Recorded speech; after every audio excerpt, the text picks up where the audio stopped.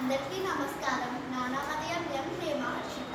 నేను 6వ తరగతి చదువుతున్నాను.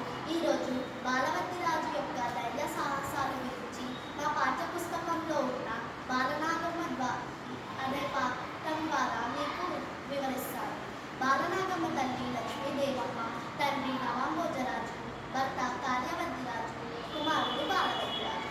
నాగలపూడి అనే రాజ్యంలో ఒక మాయల ఫకీరు ఉంటారు. అతనాగమును తన మాయలతో మోసం చేసి తీసుకొని వెళ్ళి తన రాజ్యంలో బంధిస్తాడు. ఒకనాడు బాలవద్దిరాజు ఎంతో శ్రమపడి మాయల ఫకీరు కోటలోనికి వెళ్ళి తన తల్లిని కలుసుకుంటాడు. ఆమె ద్వారా మాయల ఫకీరు ప్రాణాలు వజ్రాల చిలుకలో ఉన్నాయని తెలుసుకుంటారు.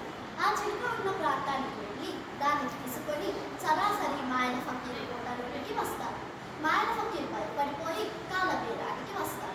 అప్పుడు బాలవద్దిరాజు తన తల్లిని విడిచిపెట్టి తండ్రిని, బంధువులను, సైన్యాన్ని బతికించమంటారు.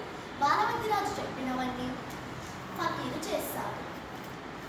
ఆఖరున నీ వంటి దుర్మార్గుడు బతికుంటే ఈ లోకానికి చాలా నష్టం అని పలికి బాలవద్దిరాజు వజ్రాల చిలుక మెడలు విడిచేస్తారు.